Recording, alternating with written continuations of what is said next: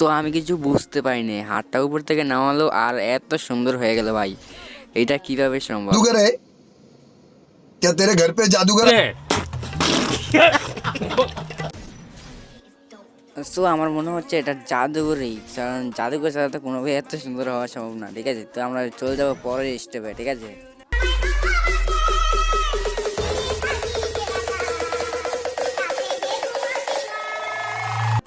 So আমার মনে হচ্ছে এ কিছু করতে পারবে না। তোমরাই দেখো সে কিছু করতে পারেনি কিনা।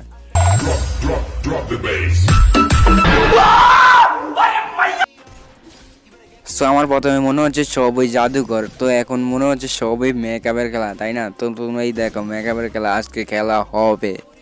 আসো খেলবো। এই সময় কম, শুরু করো।